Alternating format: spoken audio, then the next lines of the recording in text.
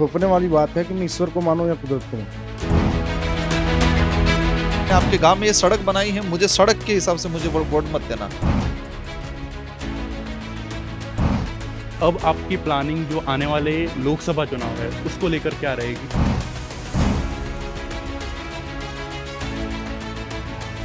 हमें परेशान भी करेंगे, हमें हो सकता है हमको जेल में भी डलवाए किसी मामले में। कि आप इतने आरोप लगा रहे कांग्रेस और बीजेपी पर इसी कांग्रेस को आपने जब बीटीपी में थे तब आपने समर्थन दिया। तो 10 साल से जो गोपीचंद मीणा विधायक और उसके जो सहयोगी ठेकेदार है वो खतरे में है। जो जनरल वोटर्स हैं उनको आप आश्वासन देना चाहेंगे या फिर उनकी जो समस्या है आप उनका समाधान कैसे?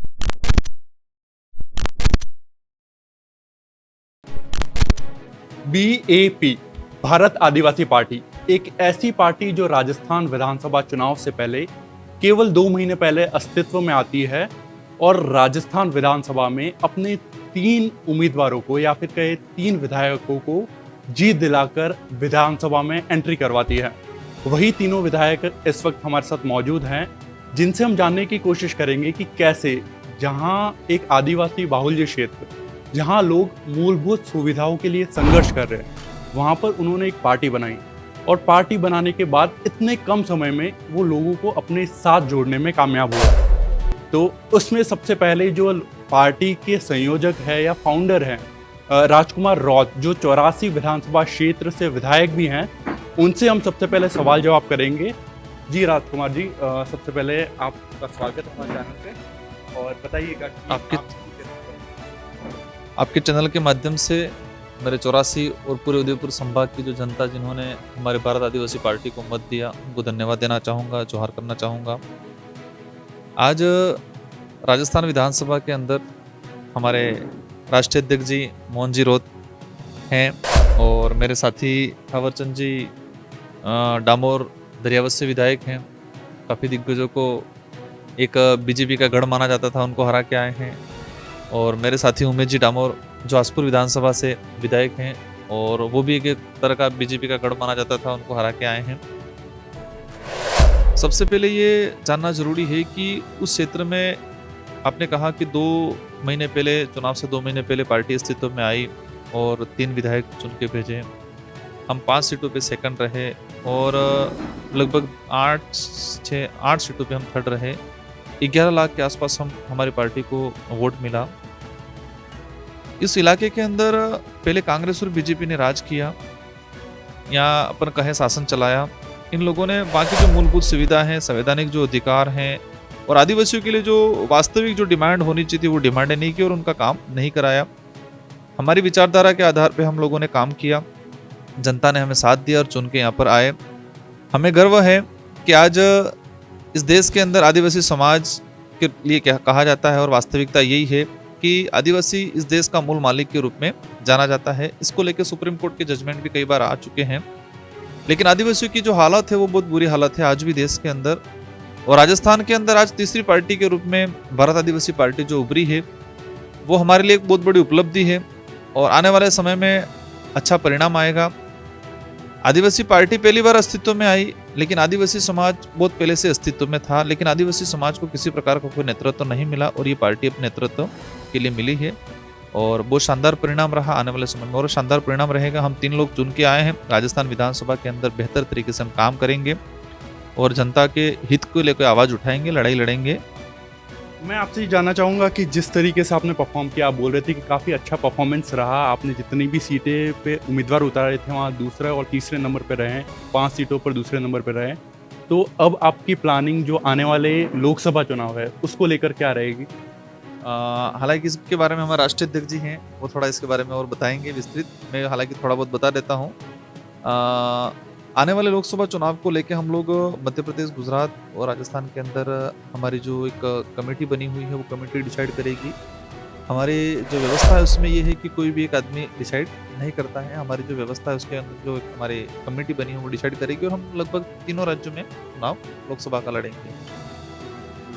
तो मैं एक्चुअली जो राष्ट्रीय अध्यक्ष हैं इनके बीएपी पार्टी के, उनसे ये जानने की कोशिश करूंगा कि जैसे उनके 3 जो विधानसभा में इस बार विधायक आए तो हो सकता है कि बहुत सारी पार्टी जो ऐसी है, बीजेपी, कांग्रेस, उन्होंने आपको कोई प्रलोभन दिए होंगे कि मंत्री पद दे दिया हो, या फिर ऐसा कुछ ऑफर आप तक आए अभी? नहीं, किसी प्रकार का कोई ऑफर नहीं आया। हम तो जिस तरीके से देखा जाए कि इस बार काफ़ी अच्छी परफॉर्मेंस रही, और राजकुमार जी आप देखो, बीजेपी हो, कांग्रेस हो, उनका गढ़ माना जाता था, वहाँ पे आप जीत के आए हैं। आपको नहीं लगता है कि ये जो एक रेवोल्यूशन था, उसके अंदर आपको अब उम्मीदें लोगों की आपके प्रति बढ़ गई है? देखो मैं सेकंड बार जीत के आया हूँ, और पिछली बार 14,000 से जीता था, और इस बार 69,000 से, मतलब 70,000 के आसपास वोटों से हम जीते हैं। राजस्थान में परसेंटेज के हिसाब से पहला नंबर है, और मतदान के हिसाब से देखा है तो दिया कुमारी जी और सेकंड नंबर हमारा है। हमारे वहाँ पर ये देखा है कि कांग्रेस बीजेपी से लोग इतने खपा इसलिए हैं कि वहाँ एज ए वोट बैंक बना रखा था ट्राइबल को। कांग्रेस बीजेपी के नेताओं ने कुछ नहीं किया, दिल जयपुर में आके लोकसभा में सांसद बन के सिर्फ पीछे हाथ खड़ा किया, सिर्फ बहुमत के वक्त तो उनकी जरूरत पड़ी और उन लोगों ने यही काम किया। आज भी हमारा इलाका 100 साल पीछे है इस इलाके से। आज भी कई मामलों में, शिक्षा के मामलों में, स्वास्थ्य के मामलों में, मूलभूत जो सुविधा है उनको लेके हर प्रकार से इस इलाके के तुलना करते हैं तो 100 साल पीछे हम लोग, और इसके जिम्मेदार कांग्रेस और बीजेपी दो रही है। जितना अंग्रेजी शासन व्यवस्था में, मुगल शासन व्यवस्था में जो शोषण हुआ था, उस समय जो जिस तरह से समस्या हो रही थी, उससे डबल समस्या आजाद भारत के अंदर वहाँ हमारे इलाके में हुई है। आप ऐसा बता रहे हैं, तो 5 साल आप विधायक भी रहे, आपने ऐसे क्या काम किए जैसे मूलभूत सुविधा नहीं थी, तो उसके लिए एक मिसाल आपने पेश की होगी। 5 साल में आपने ऐसे क्या काम किए जो आप मुझे गिनाना चाहेंगे? मैंने शिक्षा को लेके काफ़ी काम किए, मैंने सड़कों के लेके काम किए, लेकिन मैंने सड़कों के नाम पे वोट नहीं मांगे, और मैंने भी जनता को कहा कि मैंने आपके गांव में ये सड़क बनाई है, मुझे सड़क के हिसाब से मुझे वोट मत देना। मैंने 5 साल में हमारे आदिवासी समाज का स्वाभिमान जगाने का काम किया, उनके अधिकारों को बताने का काम किया। समाज को पहली बार पता चला कि हमारे ये अधिकार हैं। समाज के अंदर एक आत्मविश्वास जगाया। मैंने कहा मैंने आत्मविश्वास जगाया, आपका स्वाभिमान जगाया, और समाज के हक अधिकार को लिए लड़े, उस बात के लिए वोट देना है, सड़क के लिए वोट नहीं देना है। आज कई लोग मुझे कहते हैं कि बीजेपी की सरकार है, ये है, आपको परेशान करेगी, आपको काम नहीं देगी। मैं बताता हूँ कि हमारे उधर अगर वो हमें परेशान भी करेंगे, हमें हो सकता है हमको जेल में भी डलवाए किसी मामले में, हमें हो सकता है हमारे विकास कार्य भी रोके, तो भी कोई फर्क नहीं पड़ने वाला है। वहाँ की जनता को पहली बार पता चला है कि हमारे साथ क्या हुआ। 70 सालों के अंदर इन कांग्रेस बीजेपी के लोगों ने हमारे साथ क्या किया है, क्या होना चाहिए था और क्या किया है। राजकुमार जी, आप इतने आरोप लगा रहे कांग्रेस और बीजेपी पर इसी कांग्रेस को आपने जब बीटीपी में थे तब आपने समर्थन दिया था। हमने खुला कोई समर्थन नहीं। आप मानते कि वो एक गलती थी आपकी? हमारी कोई गलती नहीं थी। आज बीजेपी की सरकार है, बीजेपी की सरकार को भी हमारा डेलीगेशन मिलेगा, कहेगा हमारे ये मुद्दे हैं, अगर इस मुद्दों पे आप काम करते हो तो हम बाहर से कोई समर्थन दे सकते हैं। अगर मुद्दों पे यस करेंगे तो कांग्रेस को भी हमने यही कहा, और कांग्रेस से हमने कई विकास कार्य, बड़े कार्य करवाए। हमने राजस्थान की विधानसभा के अंदर पिछली बार अनुसूचित जनजाति अलग से 1,000 करोड़ का बजट का प्रावधान करवाया हमने, और वो हमारी डिमांड थी, महाराष्ट्र पैटर्न की तर्ज पे यहाँ पर राजस्थान में करवाया। मैंने मेरी विधानसभा से 886 करोड़, और आज़ादी के बाद से आज तक के इतिहास में सबसे बड़ा बजट का काम हम लोगों ने करवाया। हमारी डिमांड के आधार पे गए थे। हमारे लिए तो कांग्रेस बीजेपी सांपनाथ नागनाथ की तरह है, हमारे लिए दोनों समान है। जो काम कराएगा कुछ शर्तों के आधार पे, कुछ सीमित समय तक के लिए कुछ डिमांडें रहेगी, अगर पूरी करेगा तो बात ठीक है, नहीं करेगा तो कोई फर्क नहीं पड़ता। हमारी जनता हमारे साथ है। राजकुमार जी रौत है, उनके साथ ही 2 अन्य विधायक हैं, जैसे आसपुर से उमेश डामोर जो विजय बन के आए हैं, उनसे मैं जानने की कोशिश करूंगा। जैसे उमेश जी, हम आ रहे थे आपके इंटरव्यू के लिए, तब हमने एक पोस्ट डाली थी कि क्या ऐसे स्पेशल क्वेश्चंस होंगे या सवाल होंगे, तो उन्होंने बोला कहीं ऐसे जनरल कैंडिडेट्स थे जो आपके विधानसभा क्षेत्र में है, उन्होंने बोल रहा है कि हम जैसे ही उनके पास जाते हैं, कोई डिमांड होती है हमारी, तो हमारे मन में एक संकोच होता है, क्योंकि आपकी पार्टी का नाम है भारत आदिवासी पार्टी। तो क्या जो जनरल वोटर्स हैं उनको आप आश्वासन देना चाहेंगे, या फिर उनकी जो समस्या है आप उनका समाधान कैसे करेंगे? सबसे पहले तो आपको खूब खूब धन्यवाद। मैं 2018 के अंदर भी चुनाव लड़ा था। उस समय मेरी सेकंड पोजीशन रही थी, मात्र 4,500 वोट कम पड़े थे, और वापस 2023 में हमारे भारत आदिवासी पार्टी ने मुझे टिकट दिया और मैदान में गया। और जहाँ तक आपने जनरल का सवाल करा मेरे सामने, तो इस बार जो मैंने वोटिंग ली, एससी समाज से भी वोटिंग ली, ओबीसी समाज ने भी मुझे वोट दिया, और जनरल से भी जैन समाज, राजपूत समाज ने भी मेरा सहयोग करा। वो मेरा पर्सनल व्यवहार। और जब मैं विधायक नहीं था, सेकंड पोजीशन पे था, तो भी मैंने ग्राउंड लेवल पे काम करने का काम करा, सामाजिक स्तर पे मैंने काम करा। प्रशासनिक कोई काम होता तो छोटे मोटे लेके काम करा। केंद्र सरकार राज्य सरकार की योजना हो उस पर ग्राउंड लेवल पे लोगों को अच्छा कन्विंस करने का काम करा। और उन लोगों ने मेरा देखा, पर्सनल व्यवहार देखा, आज मुझे सहयोग मिला और 30,000 की लीड से जीत के आया हूँ। आज कुछ लोगों को, जिसे कांग्रेस और बीजेपी के जो कट्टरवादी होते हैं, उनको वो शंका रहती है, वो लोग भ्रमित करते थे। जब मैं चुनाव में प्रचार करने के लिए जाता तो आसपुर विधानसभा में एक यूपी साइड का एक बीजेपी की तोड़-फोड़ गाड़ी करी थी, तो उसका वीडियो हमारे आसपुर विधानसभा में डालते थे कि आसपुर विधानसभा में बीजेपी के लोग ये दंगा कराए। इसके अलावा फिर सनातन धर्म खतरे में, हिंदू धर्म खतरे में, इस तरह से आसपुर विधानसभा में ज़्यादा प्रचार करा बीजेपी के लोगों ने। तो मैंने भी एक स्टेटमेंट दिया था कि यहाँ हिंदू धर्म खतरे में नहीं, न सनातन धर्म खतरे में नहीं है। अगर यहाँ पे कोई खतरे में है तो 10 साल से जो गोपीचंद मीणा विधायक और उसके जो सहयोगी ठेकेदार है वो खतरे में है। तो मेरे जो सहयोगी थे जनरल के लोग, उन्होंने भी ग्रुप में वायरल करा। तो वो इस तरह से झूठी राजनीति करते थे आसपुर विधानसभा के अंदर, कांग्रेस और बीजेपी दोनों। और सबसे ज़्यादा आसपुर विधानसभा में बीजेपी ने मेरे प्रति बहुत भड़काने का काम करा, और वो बात आपके सामने भी आई होगी, लेकिन ऐसा एक्चुअली कोई है नहीं। अभी हमारे स्थानीय कुछ मुद्दे थे, जैसे लैम्प्स के बारे में हुआ था अभी, और खाद के बारे में। हमारे आसपुर विधानसभा में सबसे ज़्यादा किसान लोग हैं, तो किसानों को भी लगातार मैं मांगे उठाता रहा हूँ। और आसपुर विधानसभा में शिक्षा को देखा जाए तो बहुत पिछड़ी मानी जाती है आसपुर विधानसभा, जो डूंगरपुर जिला ट्राइबल एरिया के अंदर, वहाँ पे भी हमारे अभी तक कोई कॉलेज नहीं थी। एक साबला में कॉलेज खुली है, अभी तक बिल्डिंग का कोई नहीं है, तो उसके लिए भी मैं प्रयास करूँगा। और साबला, आसपुर और दोवड़ा में भी नई कॉलेज खुलेंगे। और हॉस्पिटलों के अंदर भी हमारी कोई ऐसी पीएससी और सीएससी पे सुविधा नहीं है, तो उस हॉस्पिटलों के अंदर भी विजिट करता हूँ, वहाँ ग्राउंड लेवल पे जाके ध्यान देता हूँ मैं।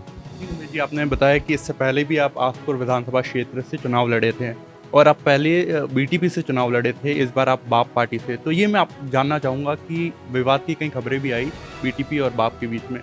तो एक ऐसी पार्टी जिसने आपको पहली बार आसपुर विधानसभा क्षेत्र से चुनाव लड़ने का मौका दिया था, वहाँ पे काफ़ी अच्छी टफ फाइट की थी आपने। गोपीचंद मीणा शायद 5,000 वोटों के आसपास से जीत गए थे। तो अब आपने उस पार्टी से नाता क्यों तोड़ लिया? देखो, हमारा उस पार्टी से नाता तोड़ने का ये मैंने अकेले नहीं तोड़ा। हमारे ट्राइबल में जितने भी हमारा जो जनजागरण था, सामाजिक जनजागरण, हमारी जैसे मांगे थी अनुसूचित 5 या ट्राइबल एरिया के अंदर, हमारी जो आदिवासियों की जो मांगे थी आज तक पूरी नहीं करी। और बीटीपी का जो था, वो बीटीपी गुजरात से हम अचानक लाए थे। हमारे उसमें प्रदेश अध्यक्ष भी हमारे थे, और दूसरे कई कमजोरी थी वहाँ पे। जा रहा और एक तरफ हम नहीं जा सकते। हमारा जो डिसीजन आम राय से जो होती है, आज मेरे विधानसभा के जनता ने कैंडिडेट तय करा मुझे, मैंने खुद ने टिकट नहीं लिए। मेरे आसपुर विधानसभा के दोवड़ा, आसपुर, साबला और 96 ग्राम पंचायत है, उन 96 ग्राम पंचायत के कार्यकर्ताओं ने मिलकर मुझे टिकट दिए। तो कार्यकर्ता जिस तरह से बोलेंगे, वहाँ मेरे को पार्टी सेलेक्ट करनी थी। तो कार्यकर्ताओं की यही मांग थी कि अपने सामाजिक आधार पे, जनजागरण के आधार पे, हमारे जो मुद्दे हम जिस पार्टी पे विश्वास है, वो एक भारत आदिवासी पार्टी है। तो हम लोगों ने भारत आदिवासी पार्टी में टिकट मांगी और टिकट हमें मिली। और इसके साथ ही मैं आपको बताना चाहूँगा कि हमारे साथ एक और अन्य विधायक हैं, जिनका नाम है थावरचंद जी, जो धैर्यवाद सीट है वहाँ से जीत के आए हैं। उन्होंने खासकर तब लैमलाइट में आए वो जब उन्होंने शपथ ग्रहण के दौरान कुदरत शब्द का प्रयोग किया था। तो उसी सिलसिले में आपसे सवाल करना चाहूँगा कि आपने जो संवैधानिक प्रक्रिया है उसके तहत जो फॉर्मेट दे रखा था, उसको ना मानते हुए कुदरत शब्द ऐड किया, तो कई सवाल खड़े हुए थे। इसके ऊपर आप क्या कहना? जी, हम लोग प्रकृति पूजक हैं, जो प्रकृति को मानते हैं, और प्रकृति के अंदर सारे जीव जंतु जिसको नमन करते हैं उसको जोहार करते हैं। जो संविधान के अंदर हमारे को ये प्रावधान दिया गया कि आप किसी भी धर्म को मान सकते हो, किसी भी तरह की विचारधारा को मान सकते हो। तो ये एक थोपने वाली बात है कि मैं ईश्वर को मानूं या कुदरत को मानूं। तो मुझे जिसको मैं मानता हूँ उस मान्यता के हिसाब से मैंने कुदरत की जगह। और आप के फेलोज ने भी बताया था कि आपकी जो आइडियोलॉजी है बीजेपी कांग्रेस दोनों से इतर, और मैं एक जानना चाहूँगा कि जैसे बीजेपी को देखा जाए तो देश का सबसे बड़ा पद है एक आदिवासी महिला को दिया है, तो क्या आपको नहीं लगता कि बीजेपी आदिवासी के लिए अच्छा काम कर रही है, या फिर कांग्रेस ने भी बहुत सारे ऐसे इनिशिएटिव्स लिए हैं, तो आपको उसके ऊपर आपका क्या स्टैंड है? कभी कभी ऐसा होता है कि जो जंगल कटता है उस कुल्हाड़ी के अंदर लकड़ी भी उसी जंगल की है। तो मुझे कभी कभी लगता है कि हमारे खिलाफ कानून लाने के लिए हमारे ही लोगों के कंधों पर बंदूक चलाती है बीजेपी। इस तरीके से बहुत सारे ऐसे कानून लाती है जो हमारे विरोध में होते हैं।